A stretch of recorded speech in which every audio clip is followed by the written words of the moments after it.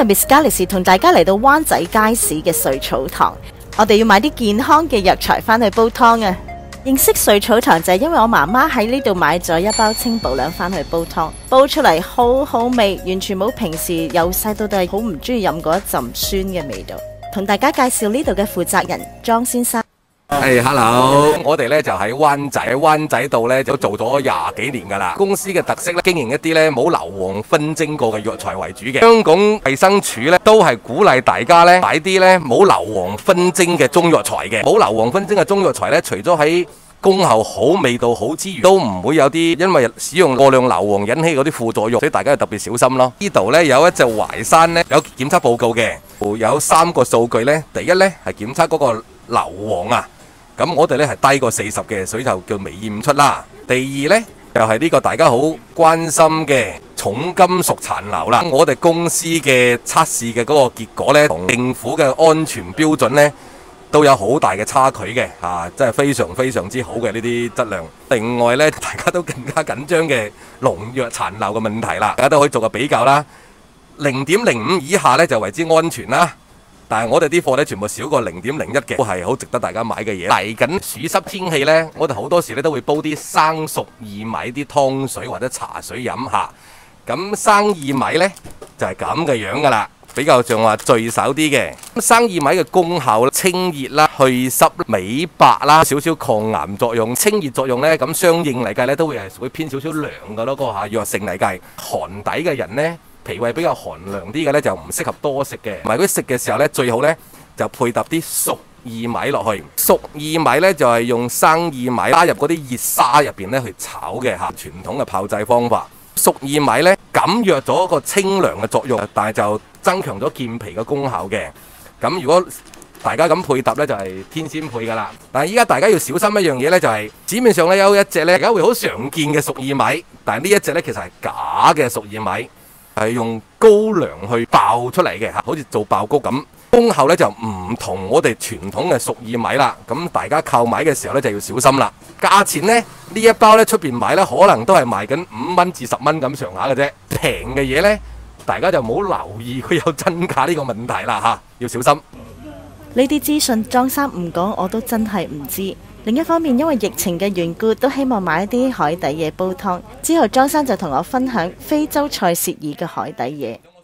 今日咧就同大家講一講呢個產品咧，叫非洲塞舌爾海底嘢。塞舌爾海底嘢咧就一定係出產喺東非嘅塞舌爾個小國家上邊嘅。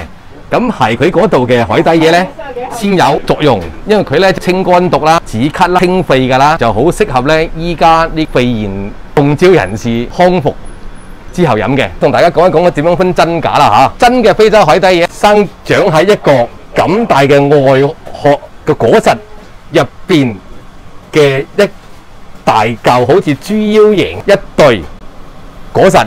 我哋咧就攞到出嚟之後咧，就會將佢切成片嘅。咁佢切到片之後咧，就會係咩樣咧？可以同大家分享下。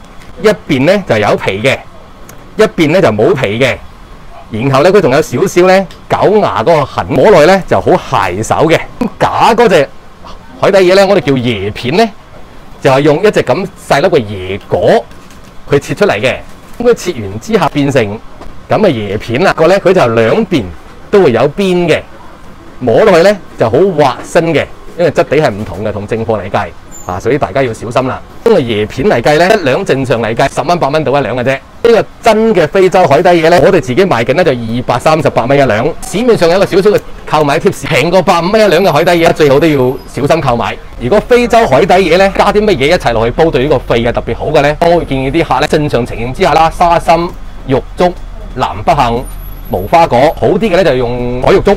海玉竹咧就比較強啲，沙參玉竹咧，如果平時咧有硫磺處理過嘅貨嚟計咧，大概一兩咧就係8蚊到啦。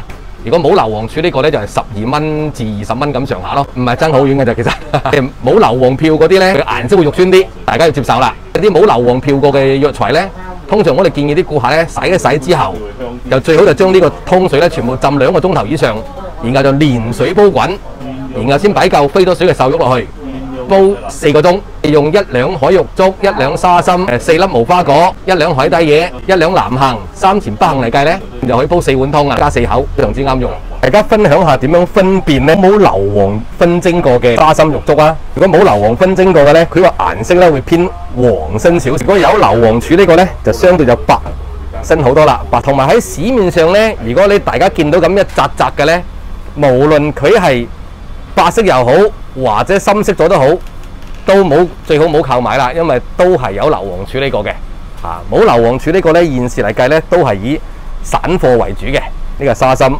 另外咧就有啲玉竹，比較上話白色嘅咧，呢啲係幾蚊一兩嘅咧，就係比較留意下嘅。出邊有啲仲白嘅咧，就係仲多啲硫磺加落去嘅嚇。